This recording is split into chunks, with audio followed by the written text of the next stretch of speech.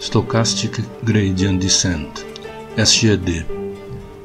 Vimos que para executar o Gradient Descent, precisamos calcular o gradiente da Cost Function. E para calcular o gradiente da Cost Function, precisamos somar o custo de cada observação. Se tivermos 20 milhões de observações, o que é comum em uma base de dados financeiras ou de saúde e outras, temos que percorrer a base de dados 20 milhões de vezes, além de manter as 20 milhões de observações na memória do computador. Essa fórmula de calcular o Gradient Descent é chamada de cálculo em lote, o batch. Então, apenas para andar um único passo para o mínimo, nós realmente temos que calcular cada custo 20 milhões de vezes? Sim, se você usar o Batch Gradient Descent. Um grande conjunto de observações amostradas aleatoriamente provavelmente contém dados redundantes. Na verdade, a redundância torna-se mais provável à medida que o tamanho do lote cresce. Alguma redundância pode ser útil para suavizar gradientes ruidosos, mas enormes lotes tendem a não carregar muito mais valor preditivo do que grandes lotes. Mas podemos obter o gradiente correto, em média, com muito menos computação. Ao escolher observações aleatoriamente do nosso conjunto de dados, poderíamos estimar uma média de uma grande base de dados com um número de observações muito menor. SGD leva essa ideia ao extremo.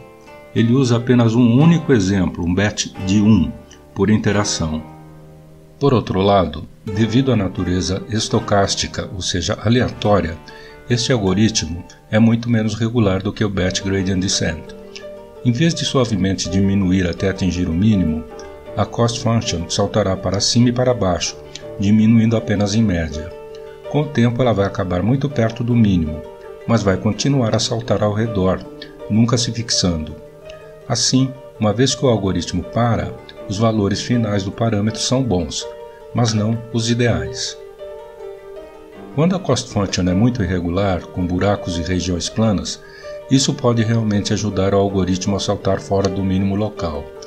Então, a SGD tem mais chance de encontrar o mínimo global do que o Batch Gradient Descent. Portanto, a aleatoriedade é boa para escapar da otimização local, mas é ruim porque significa que o algoritmo nunca pode se fixar no mínimo. O Mini-Batch Stochastic Gradient Descent é um compromisso entre a interação batch completa e o SGD.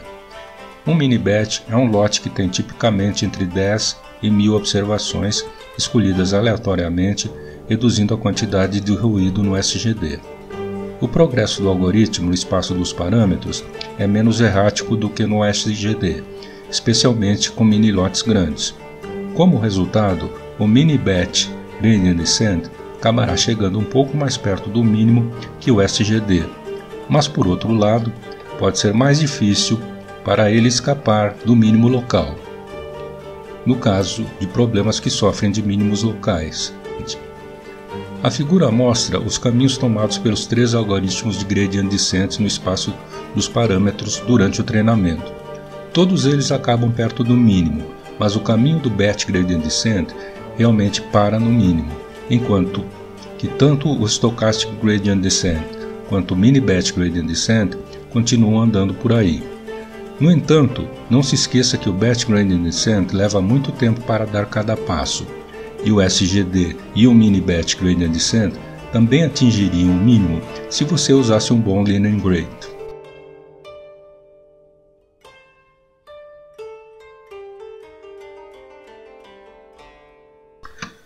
Eu vou finalizar com uma analogia para o Gradient Descent. A intuição básica por trás do Gradient Descent pode ser ilustrada por um cenário hipotético.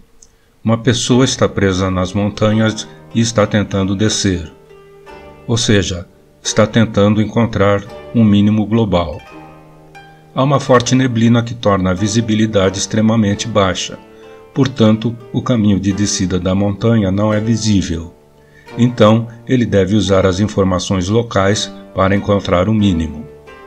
Ele pode usar o método de Gradient Descent, que envolve observar a inclinação da montanha em sua posição atual e, em seguida, prosseguir na direção da descida mais acentuada. Usando esse método, ele acabaria encontrando o caminho montanha abaixo ou possivelmente ficasse preso em algum buraco, ou seja, um mínimo local, como um lago. No entanto, assuma também que há muita neblina e que a inclinação não é imediatamente óbvia com a simples observação, mas requer um instrumento sofisticado de medição que a pessoa tem no momento. Leva algum tempo para medir a inclinação com o instrumento, portanto ele deve minimizar o uso do instrumento se quiser descer a montanha antes do pôr do sol. A dificuldade, então, é escolher com que frequência ele deve medir a inclinação para não se desviar. Nessa analogia, a pessoa representa o algoritmo e o caminho percorrido montanha abaixo representa a sequência de configurações de parâmetros que o algoritmo explorará. A quantidade de tempo que ele leva antes de fazer outra medição é o learning rate alpha. A inclinação representa a dimensão do erro nesse ponto.